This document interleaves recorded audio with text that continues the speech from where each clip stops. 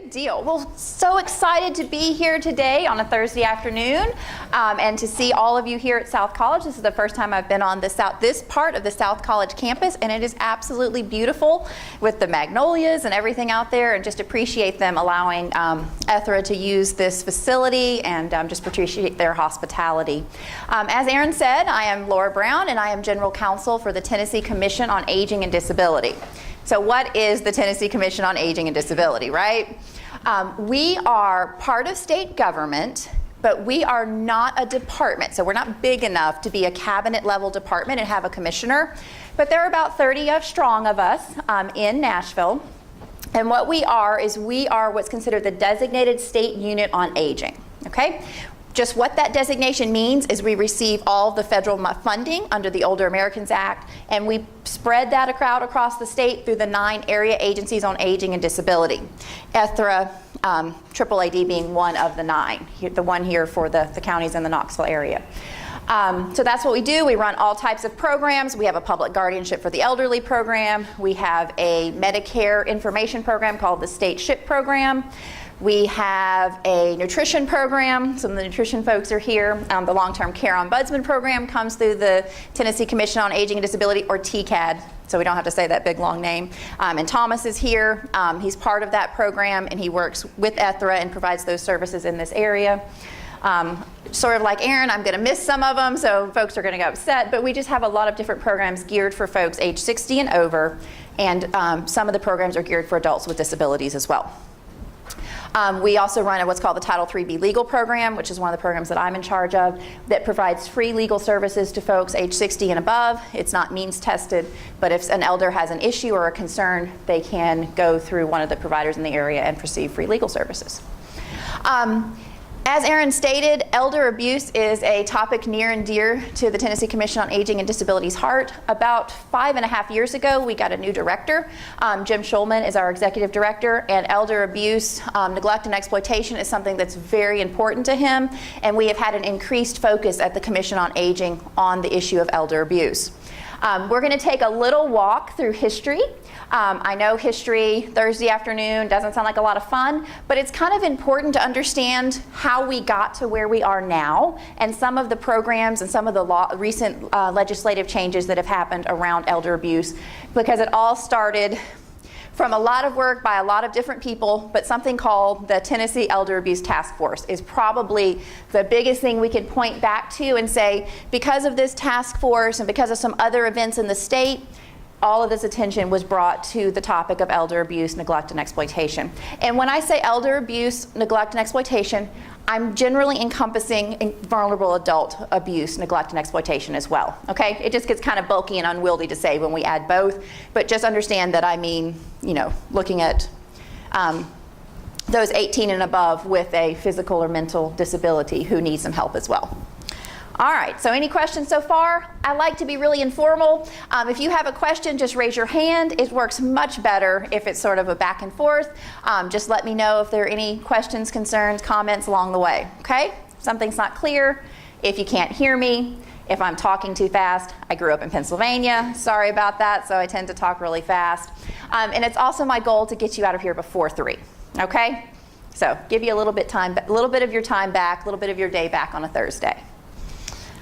All right, so what was the Tennessee Elder Abuse Task Force? Has anyone heard of that before? Some of you can't answer, raise your hands. Joseph can't, the Ethra folks can't.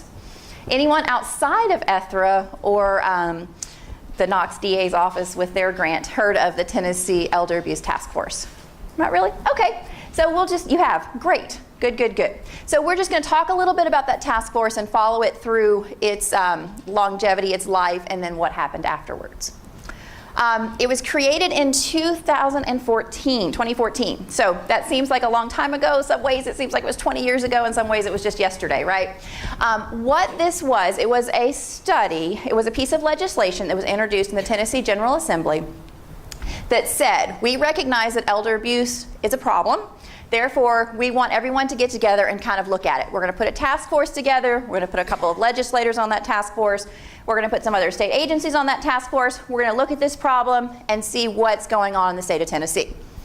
The Tennessee Commission on Aging and Disability, TCAD, was given administrative responsibility for this committee. So what that means is we did the minutes and we, scheduled the meetings and all that kind of stuff just to keep this task force kind of moving. We kind of did the research and did a lot of the presentations for the task force members.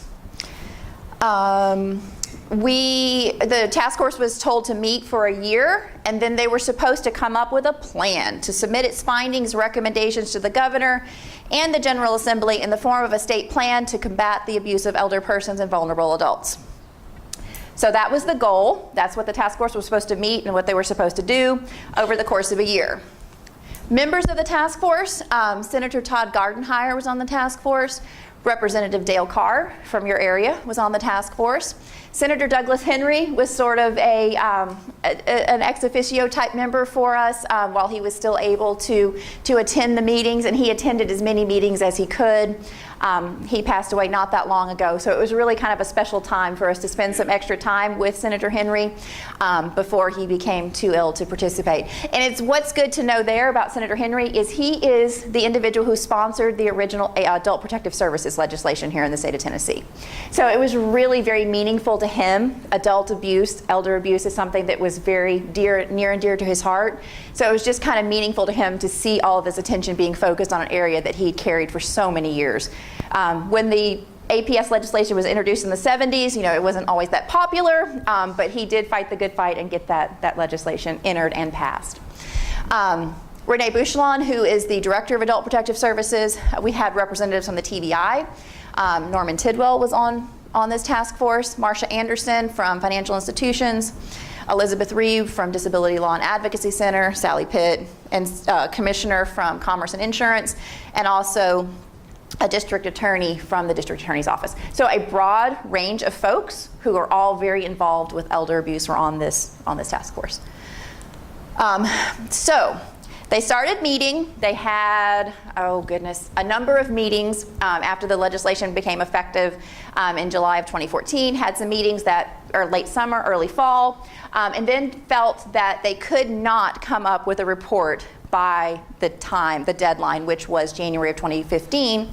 So asked for an extension of time and were granted an extension of time to continue the task force for another year. So after, 8 meetings, I think, the first year, they just felt that the problem was so large that they needed more time to just talk about it and digest it and figure out what was going on.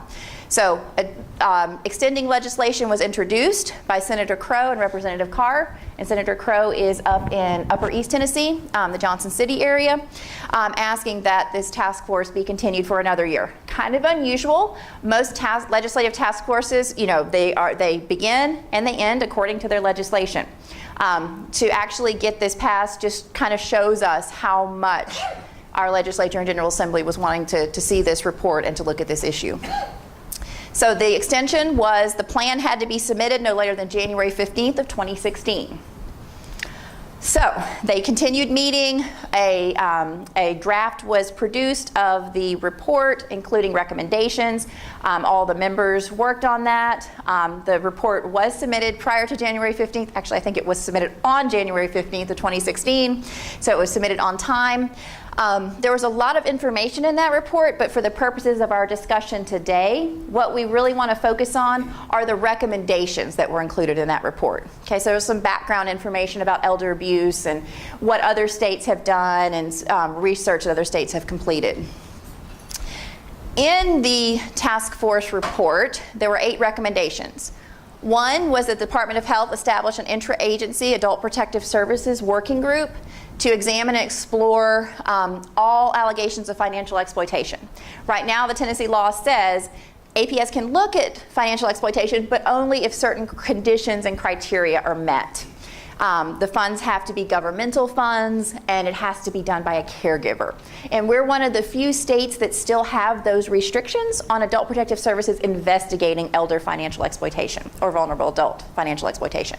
So APS was supposed to get together, form an interagency working group inside of Adult Protective Services and kind of see what they could do. They did that and they submitted their report.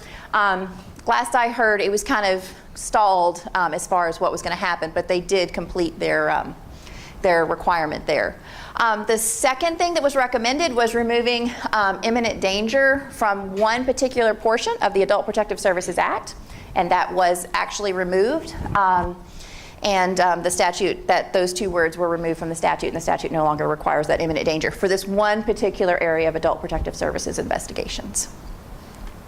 The TCAD was supposed to do a working group to come up with a field guide for law enforcement, which provides all of the laws related to elder and vulnerable adult abuse in a format that law enforcement could use. In the past, we've had field guides that are 250 pages long. And the last time it was updated is, I want to say, 2003 or 2004, and our laws have changed immensely since that period of time.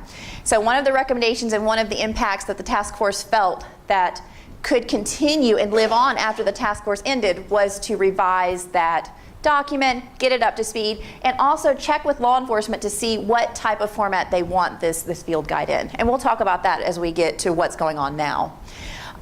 So that's done. Background checks for unlicensed employees of home health care agencies. Some legislation came out of that, and that's still being refined, and we're going to get to that in a bit. A multidisciplinary collaborative coalition of state agencies and departments that deal with elder abuse. The Commission on Aging did convene that coalition. It is based on a federal elder abuse coordinating council, and that did meet a couple of times, and now the Adult Protective Services Coordinated Response to Elder Abuse meetings are kind of taking the place of this and serving in place of this for just the moment, because they received a grant to do that. And it's kind of hard to get a bunch of people together, for two meetings that are very similar. The Tennessee Vulnerable Adult Coalition, or TVAC, was to be administratively attached to the Commission on Aging and Disability, to TCAD. That has happened. Some of you may know Elder Watch here in East Tennessee. That is an affiliate of the Tennessee Vulnerable Adult Coalition, and they work closely together on different issues throughout the state. But TVAC is the overarching state organization. Okay. Division of Consumer Affairs and the Department of Commerce and Insurance was going to develop a plan to receive and disseminate reports of scams. And they have done that, and on the webpage, if you go to Commerce and Insurance, just Google Tennessee Department of Commerce and Insurance, you can actually see the webpage they've put up where they keep updated information about recent scams that we've seen in the community or that folks have reported. Unfortunately, there's still not one central place to report those scams to, but that's still always being discussed. The Commission on Aging and Disability also has a scam and fraud webpage, and we keep it updated with recent scams that we've heard about. And I will say that when we look at our statistics and our data on hits to our web pages, this is all the fraud and scam page is always in the top 3. Elder abuse is usually homepage is usually number 1, which kind of makes sense. Elder abuse is usually number 2, and the fraud and scam page is usually number 3. And we receive, tens of thousands of hits per month, so it's fairly significant, a number of folks looking at this issue. And then the last recommendation was that the district attorney generals get together and look at the laws related to elder abuse, neglect, and exploitation and propose some changes. Because remember I mentioned Senator Henry a little while ago, who passed the authorizing legislation for adult protective services? If I'm not mistaken, that was in the 70s. Okay, and the laws really haven't had a significant review since that time. And we all know things have changed immensely since since the 70s, right? So it's always good to take a look at things and kind of revise them and make sure everything is still relevant. So the district attorneys were tasked with that, and they did do that. And legislation came out of their recommendations, and we'll talk about that as well. So 8 recommendations from the task force. The first one that came out was the background checks for home health care employees. It modified several different statutory sections, so I didn't put them all up there. I just put the public chapter up there because it's easy to find that way with the public chapter. And it closed a background loophole where folks might have been able to work in some facilities if they didn't have a license without having a background check. So we want everyone to be safe, right? And to be able to receive the care that they are paying for and that they deserve. So we just kind of close that loop just slightly. The field guide and the statewide coordinating council were also included in the piece of legislation that included the background checks for home health services employees. So those two things that were recommendations from the task force. So we have three things that the task force recommended that showed up the very next year. So we turned this, the report was turned in January 15th of 2016. So that legislative session, which would have kicked off a little bit later in January, this legislation was actually introduced, was carried, and actually became law. So pretty neat to see, you know, at least three pieces of legislation the very following year come about because of the Elder Abuse Task Force and the work the task force did. The one good thing, if you go remember back to the recommendations, it said that we needed to do the field guide for law enforcement by January 15th of 2017. That date somehow did not make it into the legislation. So that's actually a good thing because it's still a work in progress.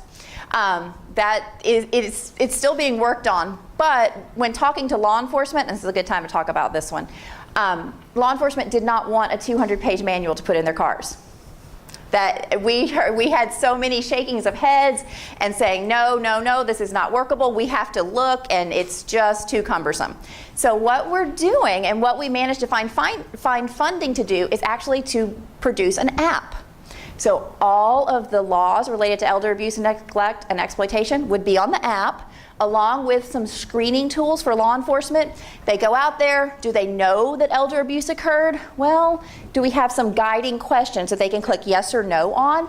And it tells them, if you click yes on all of them, the screen will pop up when you hit results and say, it's likely that abuse occurred. Here's what you should do next. Please contact Adult Protective Services. This app is really cool because we're basing it on one in Georgia. They have pioneered this app, so we're using the same developer. So we got a really good price on developing it because we're using the wireframe that he's already established. But we're making it Tennessee specific with Tennessee's name. The Georgia app is called the Georgia Gain app. We're looking at names right now for the Tennessee app. It will not be the Tennessee Gain app. That didn't work for us. So it's something like Tennessee Protect or something along those lines for the elder abuse app. And it has a law enforcement facing side and a public facing side. So law enforcement have access to a few more screening tools for did abuse occur, did financial exploitation occur, did neglect occur? Is this a case of self-neglect? And through the app, they'll actually be able to contact their Adult Protective Services folks. We're trying to set all of that up, so depending on the area you're in, you'll be able to contact the workers in your area, but we're not sure we're still working those details out. Yes, sir? Many counties have senior outreach programs. Yes. And they're volunteers. Do you piggyback onto their training at all? Do we piggyback onto their training at all? I can't say that we do formally, but informally, a lot of our training is available through Mr. Schulman, Jim Schulman, who goes around and does training and conferences and speaking engagements, as do I, and several other people in our organizations. And we also work very closely with the senior centers, and I know that they work with a lot of those organizations as well. So that's definitely something we should probably take a look at. Any other questions? So is the app available? Not yet. I'm working on, I just got the approval from the state to go ahead and enter the contract for this app. So within the next 3 months, it should be available, and we'll do a press release and a press campaign about it so everyone knows it's there. The thought is right now it will be free. So anybody can download it it'll be available both on Apple Play and Android. So we'll cover the whole marketplace that way. And like I said, right now, fingers crossed that we can keep it free for everyone to be able to use this tool. And we'll be sure Aaron gets lots of information, and he can pass it all on to you guys as well. And I'm sitting here, Laura, thinking yes. Joseph and the training program that they have for elder abuse for all the law enforcement yes. officers in Knoxville and Knox County. Yeah, I'm thinking about you. Yes, I bet you are. If you could push it out with every officer in Knoxville, you have no idea how amazing that would be to have them sort of as the test group for this app and to get it out there, because there will be bugs, right? We have to go back to the drawing board and fix a few things and refine a few things, but to have this tool that we've never had in the state of Tennessee, I think is pretty cool. Yes, ma'am. When they get all the questions yes. and it goes to APS, will that go to the intake line or the? So we're still working out those details and trying to figure out how that's going to work. It may just pop up with the number for the intake line where the officer can then just dial it or hit a link, okay? But I know Georgia had a special line. This was really cool. Their Adult Protective Services dedicated a special line for the app, and so an officer calling through the app would go to a certain intake person. So the intake knew that these calls kind of had priority because you had an officer on the scene who had questions or who needed to talk to Adult Protective Services. We'd like to see something like that in Tennessee, but I do not work for APS, so we're still kind of discussing and figuring out. But we know for sure they'll have access to that intake line, which is not 24/7, I know, but it's it's much more available than it was before. Yes, sir. Is there going to be feedback to the officer after they make it? So again, I don't work for Adult Protective Services, right? But the statute is very, the confidentiality of the individual is protected, is extremely guarded through the statute. So a lot of times Adult Protective Services, through their own policies and through the statute, can't tell law enforcement what happened. Sometimes they can, and I think that's going to have to be communication between that officer and that Adult Protective Services worker who's doing that investigation. And I can clear a little of that up. Yes. As long as you give your information to when you make the report, as long as you give that information, the APS worker is supposed to call you and say either this investigation is completed, this investigation is completed with services, or this investigation is completed and services are denied. So we don't give you a whole big deal of everything that goes on. We just tell you it's complete. Right. A lot of people do the same patrol all the time. And so they got people This is true. on those routes, sectors. And so they need to know when something is or isn't being done. Correct.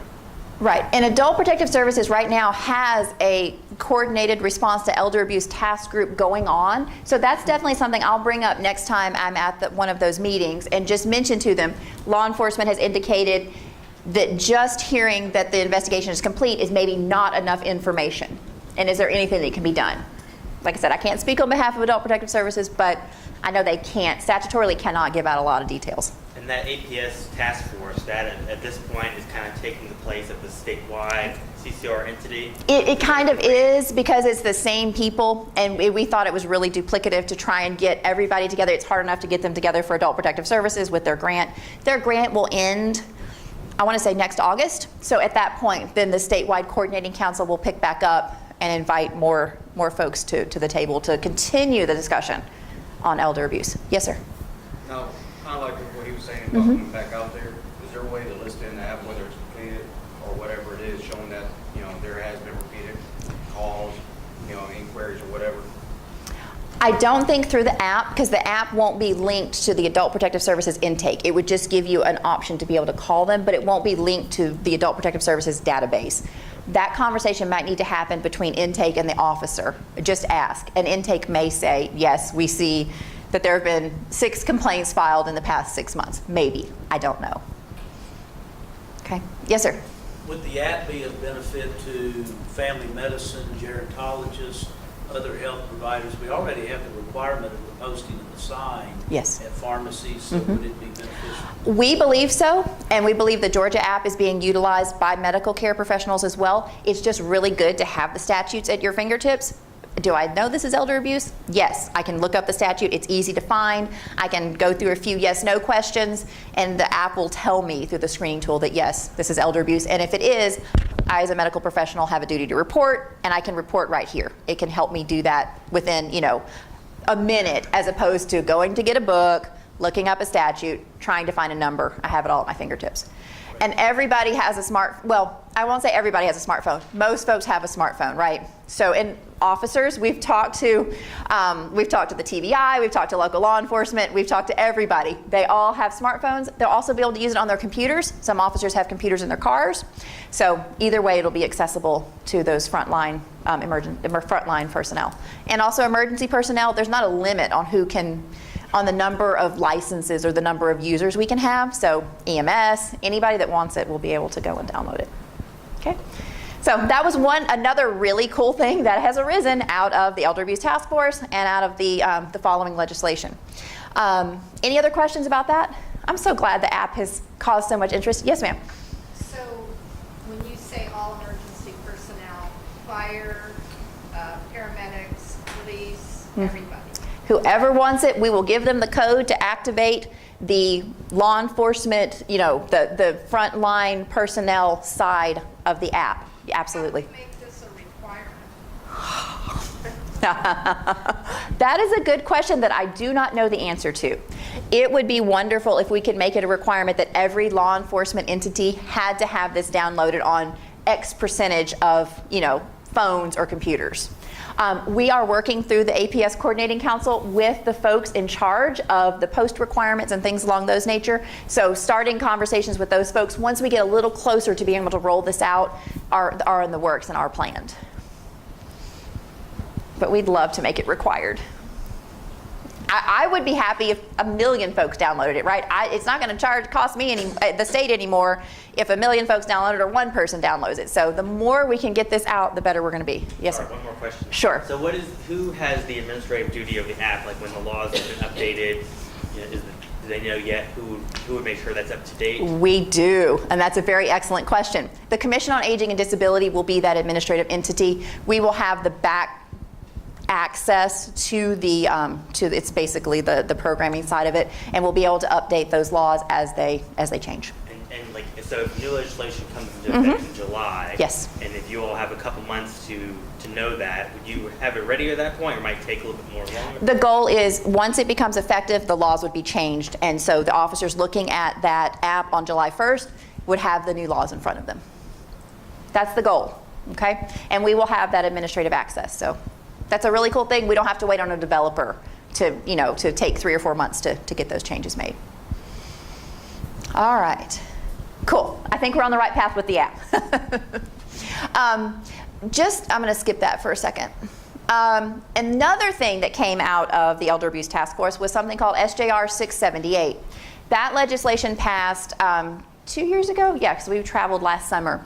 And what it did is it said, okay, through the Elder Abuse Task Force, we identified that elder financial exploitation is a humongous problem in the state of Tennessee. Not a lot of attention is being paid to it, and what can we possibly do about it? So this legislation said, Tennessee Commission on Aging and Disability, you go out across the state and you hold a listening tour and you get feedback from financial institutions to see what they are seeing about elder financial exploitation. Just let them talk to you, get their feedback. Also, try to get some input from consumers, which we did. We did a survey for bank professionals and credit union folks if they wanted to give us feedback in a survey format. We also did a survey for consumers that went out through AARP and all sorts of different partners all across the state where consumers could tell us, yes, we're having problems with exploitation or scams, or no, we're not. We held a listening tour. We were in 7 cities across the state of Tennessee in about 7 days. So we went from Johnson City to Memphis and back again. And it was a really interesting time listening to banks and credit unions tell us what they are seeing on a day-to-day basis. In a lot of cases, particularly in our smaller meetings in more rural counties, we had bank tellers, which actually see this every day instead of the folks who might be the vice presidents and be back in the offices, right? So we got a lot of good input and found out, and it confirmed what we thought, that elder financial exploitation is going on way too frequently in the state of Tennessee. So we had to come up and report to the Senate Health and Welfare Committee by October 15th of 2016. That report was done. The info data, it was from the consumer and industry surveys, as well as the data from the listening tour were included in that report. One of the things that has arisen out of this legislation, so it's all a history lesson, right? We started with the Elder Abuse Task Force. We go on to those 3 pieces of legislation that did the app and all those types of things. Now we're coming to looking at financial exploitation. Out of this mini task force summer study came a piece of legislation that just passed this year, and it was relating to financial institutions and elder financial exploitation. So Tennessee now has a law on the books that is permissive. It allows financial institutions to put a freeze on an account if they believe financial exploitation has occurred. We are one of the very few states in the nation that have that particular law. It's patterned after a law that Delaware has, and maybe Hawaii and a couple other, Oregon, a couple other states that really aren't super close to Tennessee. But we were really, really, really excited to get this introduced, it was not a TCAD bill, but it was introduced and then passed into law where banks and credit unions can. Now, it's not a requirement, right? That is kind of stepping over the line when we start talking about banks and credit union privacy and consumer privacy. But now they have another tool in their arsenal to help prevent elder financial exploitation by stopping a transaction if they believe that financial exploitation is occurring. So this law went into effect July 1 of this year. I am working on another task force with financial institutions to implement another program, and I've already heard from my partners, I have 13 partners all across the state from different financial institutions, that several of them have already utilized this law and have already stopped transactions and saved seniors tens of thousands of dollars because the banks knew it was exploitation. They, sending $10,000 because your boyfriend in pick a country in the Sudan wants to come and visit you is not going to end well for the senior, right? No one's ever going to come visit them. So that was actually the sweetheart scam, and one of my partners said that that's one that they actually stopped. They put a stop on it. They reported to Adult Protective Services. There are several criteria in the statute that says how long those funds can be held and for what reasons. But what ended up happening, the resolution was that the elder kept their funds and the elder financial exploitation was diverted. It did not happen. It was prevented. So that law just went into effect. We are super excited about it. We've been working with the Department of Financial Institutions. We've had 2 meetings with them so far, and some of their banks and credit unions just talking about how to introduce this to banks and credit unions and how to get everybody on board so everyone understands what they can and cannot do. Another thing that this legislation allows is it allows something called a contact card. When you set up an account or when you go into your bank can now offer you a contact card where you can identify trusted individuals that the bank can talk to if the bank feels that there's a problem or that there's financial exploitation going on. Okay? Again, it's permissive, but it's a super awesome tool that I know that they've used very effectively in Oregon, where you just identify them. They're just on a card. The bank won't call and talk to those trusted individuals about your banking business, but just if there's a problem or a question, they can call those folks on that card and ask that question. I don't know if that's been used yet because the financial partners I've spoken with have asked if we could do a sample card for them or kind of give them what Oregon has used. So I think banks are still in the process of rolling that one out. But it's a really neat protection that wasn't there before. And all banks are aware of this. I just wonder because I have a member right now that the whole, person in Nigeria sending money every month. I mean, yeah. what's going on now? Right. Okay, so that's a very good question, right? So I know we have spoken with Tim Amos and Amy over at the Tennessee Bankers Association and Sheila Franklin over at the Credit Union League about how they're disseminating this information to their members. And it's my understanding is that starting a little bit later this fall, they will be holding meetings and talking about this particular piece of legislation with their folks. That's my understanding. I know that the people that are working with me on another grant and another project, they all know about it, but they are all folks who really stay up on elder abuse because a lot of them are in, really small counties and they see this and it's heartbreaking and they were looking for something to try and help. Yes, ma'am. When doing the contact card, though, how are they going to discern that the individuals that are being put on this contact card are on the upcoming? That is a very good question. The way the statute is written is it relies upon the customer, the elder or the vulnerable adult, to select those people. But what if they have Correct. early stage dementia? Right, or what if someone on the card is actually doing the financial exploitation? So then that's when the whole discretion and perhaps putting a hold on the funds, even if the trusted individual says, yeah, let them send $10,000, or no, the trusted individual says, oh, no, they meant to write that $10,000 check directly to me, when it leaves them with 10 cents in their account. Then the banks could probably go back to the permissive hold on the account till we can do some more investigation, get Adult Protective Services and law enforcement involved, and let them investigate. Yes, ma'am. Could the financial power of attorney be part of this? I don't see why they couldn't. I would think that if somebody had financial power of attorney Mm-hmm. and proof of that, that the resident or the primary person could say, that could be. Would it be legal to make that a requirement that So I don't practice banking law, and their laws are some of the most detailed I have ever seen in my life, and their regulations are about, this thick, okay? I don't know if you could make it a requirement, but maybe you could make it a suggestion. And through this contact card, it should, the financial power of attorney should probably be the first person on that contact list. I mean, I would think that it kind of ties Mhm. together. Because I think Absolutely. some of the people in this room and myself we get exposed to this a lot. Right. With residents in long-term care facilities. Yes, and people getting residents in long-term care facilities to sign documents at 6 a.m. Yeah, and we have it all of a sudden change in a power of attorney. Yeah. For 3 years, as Aaron mentioned, I was the long-term care ombudsman, and what that person does is kind of oversees the whole program that Thomas works for, and that issue came up very, very frequently. Yes, sir.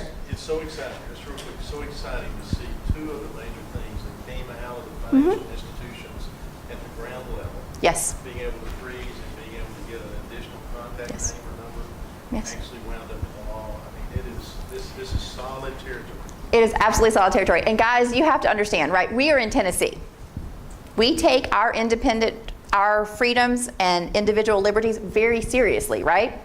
To get something like this through the Tennessee General Assembly just shows you how committed all of the legislators were, all of the lobbyists, all of the organizations, and all of the state entities that are involved in elder abuse, how committed they all had to be to making sure that this was passed and this came into law to protect seniors. It may not be as strict as some folks wanted, that some folks wanted it to be required, but we are thrilled that this law exists, even if it's permissive, right?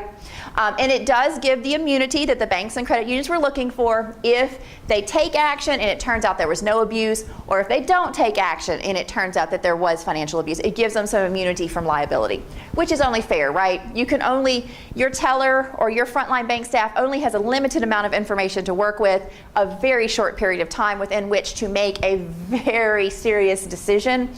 So it gives them some of that immunity, as long as they're acting in good faith and not being malicious, which we didn't find that was the case at all. So we're really excited about it. And we're working, I know that the Commission on Aging and Disability is coming up with a push card about this law that will be distributed to aging services providers and financial institutions. Financial institutions are working on how to push this out to their members as well. Another thing that we're doing, I'll bring this up now, is the Commission on Aging received what's called an AARP Foundation Bank Safe Grant. One of the things that came out of our listening tour with SJ 678 was that there is no standard elder financial exploitation training in the state of Tennessee. Everybody's kind of doing their own thing, right? Some of the trade unions and trade organizations have a training. Some of them can be purchased. Some of banks and credit unions have come up with their own. So there's a whole bunch of different things, which are all awesome, right? But to make it just a little bit easier, the Commission applied for a grant and received it from AARP that will be a standardized elder financial exploitation training. It will help tellers identify, and then once it's identified, what to do with an elder that's experiencing elder financial exploitation. That will be available free of charge to all the banks and credit unions and aging service providers in the state of Tennessee that wish to utilize that. That will roll out next year in June of 2018 in conjunction with World Elder Abuse Awareness Day, which is always June 15th of every year. So we're working on that right now. So when I keep saying we have the partners together, so this task force did their listening tour. We had the banking laws that just went into effect in July, and now we're working on some standardized training accessible to everyone. And it's also part of a Stanford study. So we're going to be looking at what our statistics are right now. There's something called a SARS report, Suspicious Activity Report, that's filed when elder financial exploitation is suspected. And we're going to be looking at how those numbers change, remain the same, or different before and after the training as part of this. There's a data-informed element of the grant. All right, so another thing, that was that one. The Elderly and Vulnerable Adult Protection Act. Remember the DAs in the task force, it was said that we need to look at the laws related to elder abuse, right? And then in the legislation that came out of that, it said, oh yes, the DA should probably take a look at that, check on those laws. It was, 1970 when they were written. Probably need to update things a little bit. So the DA's conference did a thorough review of all of the laws related to elder financial exploitation, abuse, neglect, self-neglect. And they came up with a piece of legislation that was rather lengthy at first, and it included a lot of things they wanted to change, right? Through the process, through the governmental process, the bill got a little shortened, and when it finally passed through the legislature, what it did is it increased the penalties and fines for elder financial exploitation. Among other things, it required court clerks to notify the Tennessee Department of Health when there was a conviction of elder abuse, neglect, or exploitation, so that individual who's been convicted of abuse, neglect, or exploitation can be put on the Tennessee Adult Abuse Registry. So that was a gap that was identified through some of the task force hearings. Folks are getting convicted of abuse, but they're not making it to the registry. And remember that the registry is mandatory for nursing homes and those kinds of folks to check before they employ someone. But if they're not on the registry, you won't know that. And we were having situations where some folks had been convicted, but they were also they were going to the nursing home down the street and working there. So to increase the protection of the folks, of the residents, this legislation is really, really awesome. It does a couple of other things, but I didn't want to, we already had a really long history lesson, and it's Thursday afternoon, so I didn't want to go into every single detail. So any questions about that? But it was a really awesome bill. Yes, sir? Not a question, but a plug for someone who's local to this community. Yes. District Attorney Sharm Allen. Mm-hmm. As you know, yes, has a special senior abuse prosecution unit. She does. And Andrea Klein is the lead ADA in that. And just real quick commercial, October 17th is the Elder Justice Conference. If you haven't registered, see me or one of my staff before you leave. But the other thing we're doing, and I want to ask publicly if you could be there, we're having a luncheon meeting with DAs and ADAs from around the state on the 16th. And you're welcome to attend, would like for you to attend. I know you're coming to the conference on yes, the 17th or planning to. Yes. If you can come early and have lunch with us, City County Building. But I think this firms up, at least in this community, for this audience, they're taking this very, very yes, seriously. Yes. So we're very excited about it. Yes, and very excited about the conference coming up.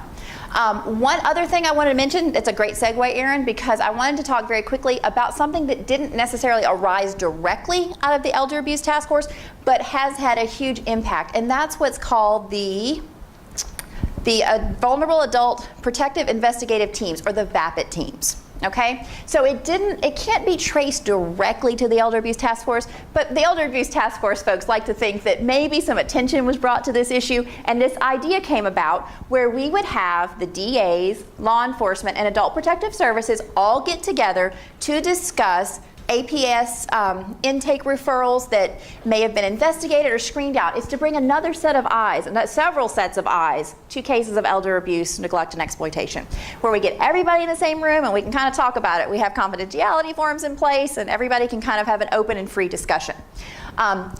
That law went into effect January 1. There are now 31 different VAPIT teams. Maybe when the legislation was drafted, they weren't quite thinking about that, but there's one team in every judicial district, and we have 31 of those in the state of Tennessee.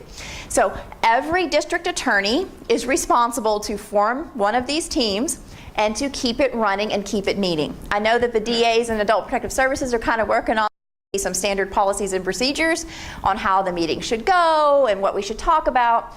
But these teams are up and meeting. I know that in a lot of cases they have the long-term care ombudsman there. Some cases they have public guardians there.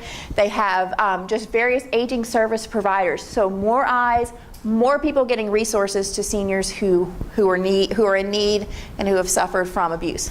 Didn't this Yes, sir. originate in Knox County? Did it originate in Knox County? I think that across the state, there were a lot of multidisciplinary type teams. Knox County had one. I want to say Upper Cumberland may have had a couple. And it's just it's been formalized, right, and required that everyone now have this. So Knox County is the seat of lots of great ideas. All right, so we're really excited about this. I know it seems like another set of meetings, but we've seen some really good results. I know the District Long-Term Care Ombudsman have referred folks and have brought folks to the attention of this team, and there have been real actions taken as a result that may not have been taken before these people were actually meeting. That Yes. I actually got a chance to participate in one of those meetings, and it really is the partnership of law enforcement, the DA's office, APS. It really has been very successful. They have a good relationship there in Knox County, and it's really an airtight process. They do it very well. They do. And it's just, so in some cases we were finding that the DAs never spoke to Adult Protective Services, and law enforcement never spoke to Adult Protective Services. And these folks just weren't communicating on these types of cases. So bringing them together, putting them all in a room and telling them they have to talk sometimes really does work. And in this case, it seems to be working quite well. And your reporter's name is never identified. Yes, and statutorily, APS will never, ever, ever, I think under penalty of death, release the name of the person who reported the elder abuse, neglect, or exploitation. So that's a comfort to some folks, like there might be family involvement. Sometimes we get banks and credit unions that are really concerned that name is always protected. So thank you for bringing that up. It's a really good piece to know about this. Even in these meetings, because I've talked to Renee. Renee and I are really close. She won't even tell me sometimes if I'm like, hey, who did this? This is the sixth one we've had on this particular person. It'd be kind of nice to know. She's like, sorry, can't tell you. And they won't tell anybody in the BAPT teams. So that information is protected. All right. So other innovations, let's kind of move slightly, talking about Knoxville. They received a grant from the Department of Justice for elder abuse training. That was a 3-year grant, and they're going to be wrapping it up, I believe next year is their last year. And what that grant allowed them to do was get a lot of training for their law enforcement, for their DAs, and other folks involved in elder abuse protection and identification. They've had lots of train the trainer meetings.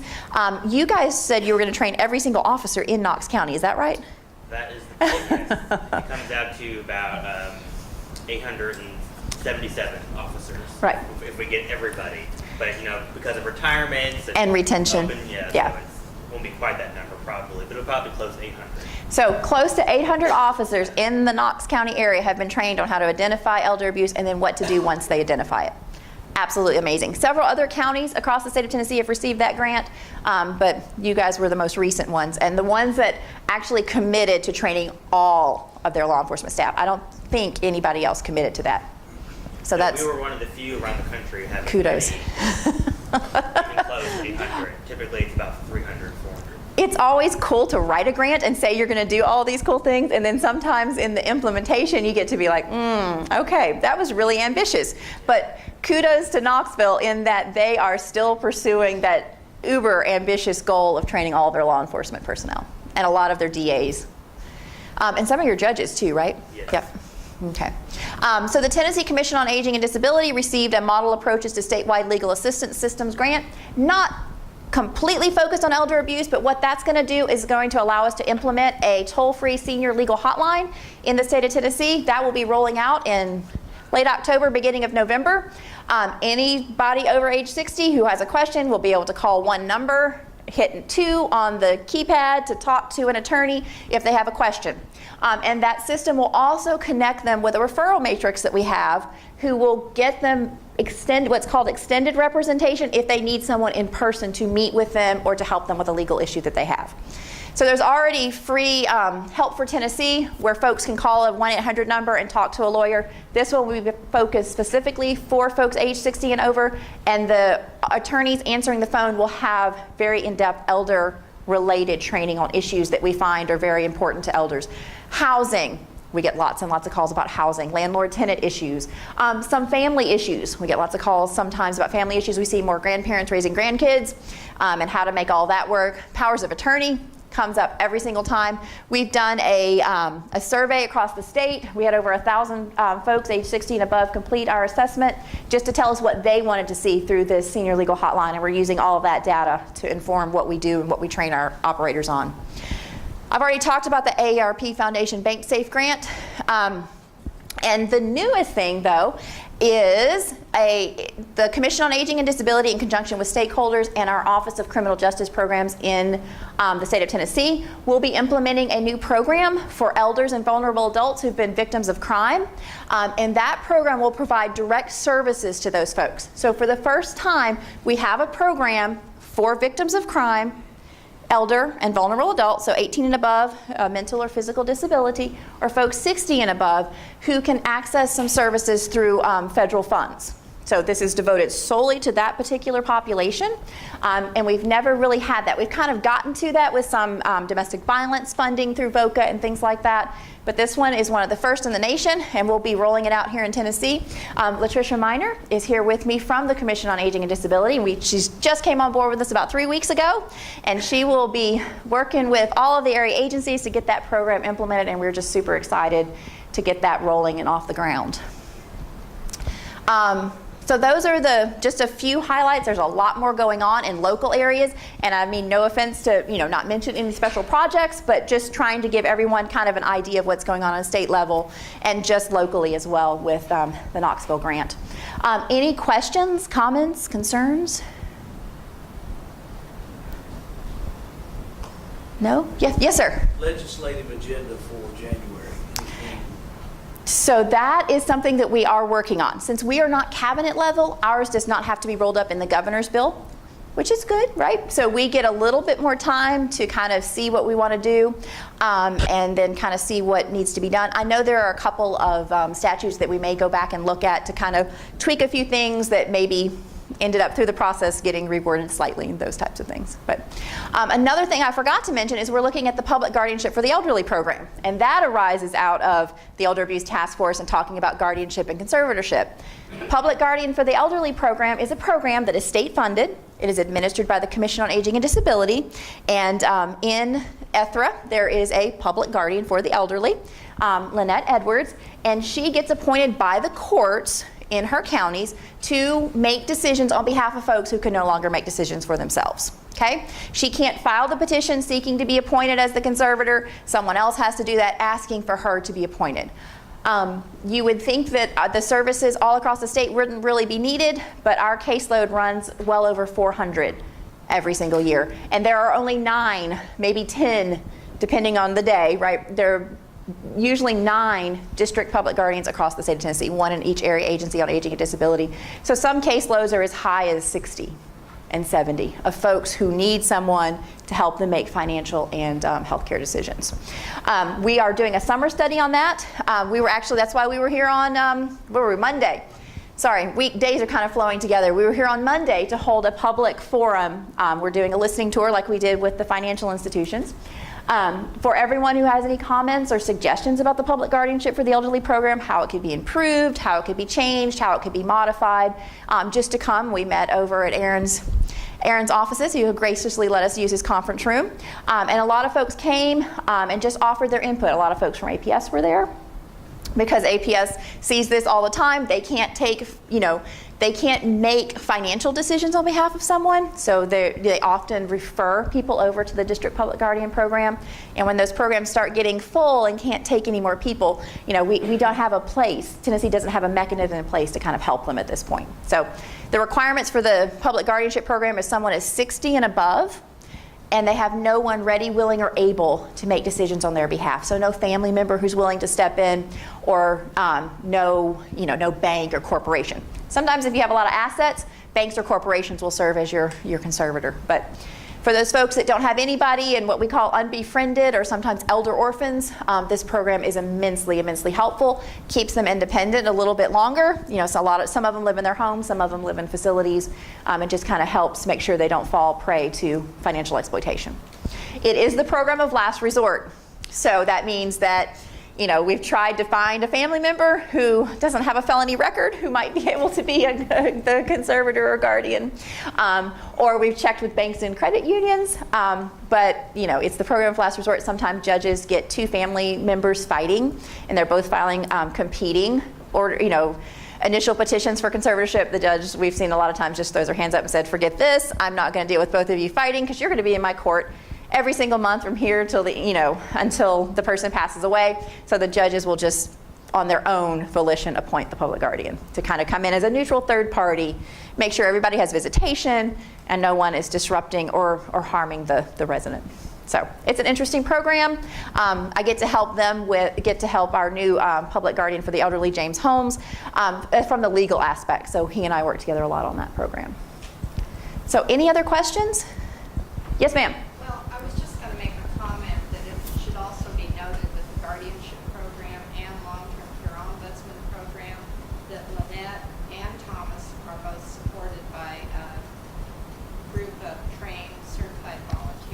Absolutely. Thank you for mentioning that. So if anybody here has some extra time and wants to volunteer for the Long-Term Care Ombudsman Program, getting the thumbs up from Thomas, or with Lynette in the Public Guardianship for the Elderly Program, see Dottie, see Aaron, see Thomas, and they can get you connected with the training that's required for those volunteer positions and get you started with visits. The primary role of the volunteer is to do visits. With the Public Guardianship Program, they visit folks about once a month. With the Long-Term Care Ombudsman Program, they visit, we want every week or every other week, but however that works out, you're assigned a facility to go in and meet the residents and start forming a relationship with the residents. Yes, ma'am. Can I ask you a question, just in general, because a lot of, I'm from the general public, I guess I would say. Yeah. I work here in the School of Pharmacy, but a lot of the things that you brought up, the general public would like to know about these the different laws that have been passed, Okay. the access to some of these things, and how is this being disseminated to the general public? The websites and the notifications. I'm just wondering how we would be able to find that out. So I know we do a lot of it through press releases and through our senior centers and through our partners, such as the Area Agencies on Aging and Disability. We do distribute a lot of information to them. But we are always open for ideas and suggestions on how to better get this information out to the general public. So I know the thing about the freezing on Yes. financial accounts. Yes. I know that's a big thing because Yes. a lot of people in general, they have a family member that's susceptible to this.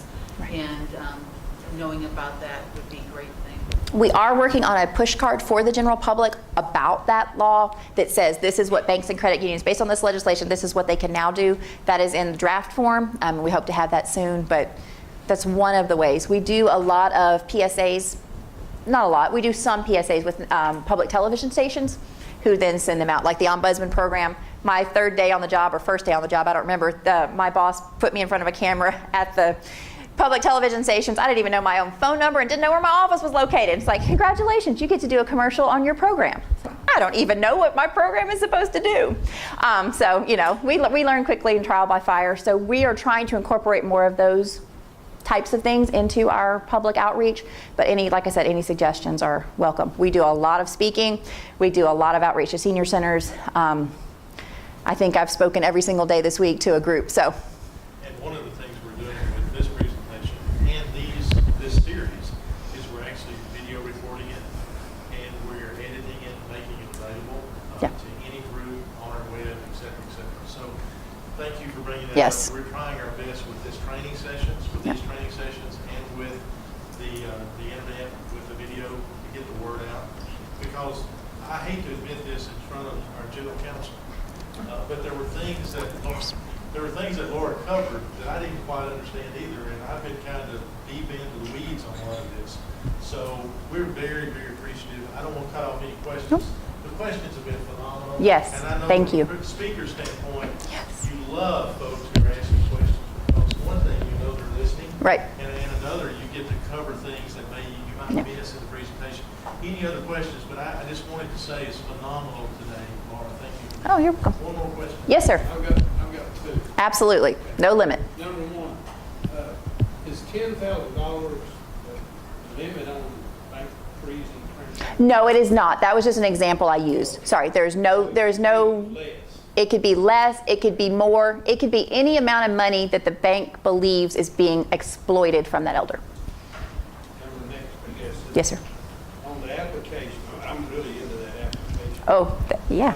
Is the officer going to be able to do a search for a specific item and let me search for the law, or is he going to have to search for that? Okay, that's a great question. We are breaking the statutes out by tabs. So it's kind of hard to describe. I don't have my phone in my hand, but you go into the app and then go into laws, and there will be a tab that says statute, whatever, and underneath of it will say elder abuse identification. The next tab will say, this is the statute for what the requirements are for physical abuse. These are the penalties for elder abuse. So it's kind of tabbed, so they don't have to just get the whole code section, right? It'll be broken down for them and easy to see bites where they just click on it, and what the relevant section that they want to see will pop up. Yes, ma'am. Okay, that raises another question. Yes. Peeling the onion here. Yes.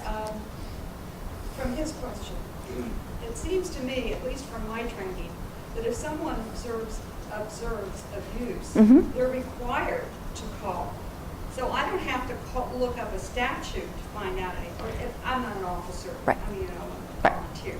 But if I see abuse, I report it. I don't have to go to an app and pull out some statute to report an event. Correct. That is a great question, and you are absolutely correct. Tennessee is what's called a mandated reporting state. And what that means is anyone who observes something that they believe in good faith is elder abuse, exploitation, or neglect, they are required to report that. Now, there are several caveats, right? We're not going to get into those. But for the purposes of our discussion today, you see it, you need to report it. Why we're doing this for the officers is because it is very important to have those statutes, so when they start filling out the charging paperwork, they have those to refer to, is my understanding, is how that's going to be helpful for them. It's not necessarily to say, oh, I need to read this to determine if abuse has occurred, but if I see this, I'm going to look at the statute and like, okay, it meets all the elements in the statute, therefore I can charge them with X, Y, and Z. Just to make it a little easier than looking through, we have 72 volumes in the Tennessee Code Annotated. You know, that's unwieldy and impossible for the officers to look through. Okay, did that answer it? Yeah. Awesome. Anything else? Yes, ma'am. Just also, as a trained volunteer or a law enforcement officer, that's one thing. But for a general person, maybe they visit the nursing home at their church and they see something and they don't know. Right. They think, is that bad? Because I've worked in nursing homes and assisted living and been in social work for 23 years. I kind of know because I've been trained. Right. But for somebody who just walks in and they've maybe never been in a facility before, or they don't know the dynamics of a situation, I think that would answer a lot of questions without having to make that phone call. And it would validate whether they should or not. I think it would be great for people like a lot of us in healthcare, in non-medical home care. When we see it, when we hear it or hear about it, we are listening to hearsay, and they want the person who has witnessed it to call. And Correct. over the years, I've told probably hundreds of family members, friends, visitors, if they have seen it, they need to call, and they need to be the one to report Yes. it. But they're just hearing that from me. Right. I think to see it in writing, and it's there, and you're looking at it, that validates what somebody else may suggest. Right. And it's official, right? It's the code, which is complicated to plow through, but it's just that section, and it just it's another tool, right, to get more of these cases reported and more of these issues investigated and dealt with. So, great. That's what we're hoping it's used for. And that's what Georgia has seen, that it's been very useful for the general public. More members of the general public downloaded it than they actually thought they would, just for that very reason. They had a relative in a nursing home or someone receiving home care. I just want to be sure that they're not experiencing abuse, so this is kind of a guide for me if I want to educate myself on what the laws are and what I need to keep in mind, and just use it as an extra tool. Yes, ma'am. Can we call APS if we suspect something? Yes. So it's not that you know for 125% sure that abuse, neglect, or exploitation has occurred. It's that if you reasonably suspect that abuse, neglect, or exploitation has occurred, you need to call APS. Even though it's through I would always recommend that the person who's reporting it to you, tell the initial, that person who saw it, that they probably need to call. That's going to be the best way to get it reported. still to this day wonder. We have told folks, we have known that it has happened where someone who didn't actually witness it has called Adult Protective Services and made the complaint. That happens sometimes too. We had this person that was supposed to show up at one of my facilities. We were volunteering on those. Yeah. And that person never did. A neighbor called, or a relative, and said, they're really concerned about the person who didn't show up because another family picked her up and never, Right. she never made it to the Right. facility. So that would be a case where even the facility could have called. It's like, we had this person who was admitted and they never came. We're really concerned. Well, I talked to the facility also. Okay. I talked And there are special rules with the Ombudsman program and Adult Protective Services, so probably way more detailed than our conversation needs to be here, but just in general, everyone's a mandated reporter. If you suspect it, you can still report it.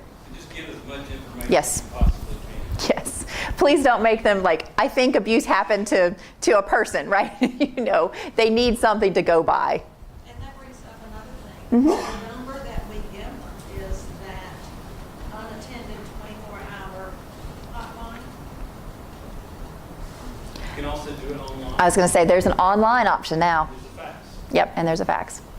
The online option is cool because you can do that 24/7, right? Someone may not look at it the second you hit send. Probably not if you're hitting send at midnight. But when they get there the next day, when they open for business at 7 or 7:30, that complaint is there in queue for someone to review and start the intake process. So, It gives you the reference number and everything. Yes. So you can go back and follow up on it. yep. So, And see if the case was open. if you Google Tennessee Adult Protective Services online reporting, it will be the first thing that pops up. You just click on it, and it just walks you through how to submit an online complaint.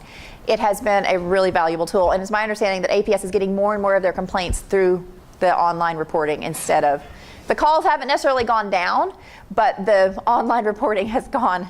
Obviously it started at 0, but they're seeing an increase as we go along. So I think it's important utilize to note that. that it's not an unattended phone line. Someone should answer. They might not, for whatever reason, something happened, they were away from the phone, Right. or whatever. But in theory, 24/7, there should be someone. Is that correct? They're not 24/7 yet.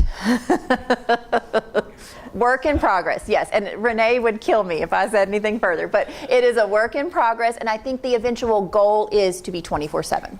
But we're talking about funding and staffing. But as far as reporting, it is 24/7. Yes. Because of the fax. You can do the fax and the online, yes. But like talking to a person on the phone won't be able to happen 24/7 right at this moment. But it's during business hours, and I think they're like 7 to 4:30, I believe. They have their own call center. So if you call and you get voicemail, it's because all the callers are on other calls. Okay, so it is attended, is my understanding, and you might have additional clarification, but there are operators on the phone taking calls during business hours. Yes, ma'am. Another idea for dissemination of this information Yes. would be to our churches. Very good suggestion. We do a lot of work with the faith-based community, and particularly with the Department of Health and the faith-based communities to kind of disseminate the information. I speak at lots of churches. I'm actually speaking at one later this month, I think, or next month, and doing a potluck with them and talking about some of the legal ramifications and legal implications as we age, and some information that they need to know. But we will increase that. Gotcha. We are working on some PowerPoints that will be on our website shortly. They're not there yet. We're still in the process dealing with elder abuse, dealing with some new changes in laws that folks will be able to download and review. A staff member from the Commission on Aging can come present them, or we will have an instructor's guide where the actual church personnel could present them if they wanted to as well. So we really are working on these things. It's just, it takes a little time. Like I said, there are about 30 of us, and that's the most staffing. That's the highest level of staffing we've had in a very long time.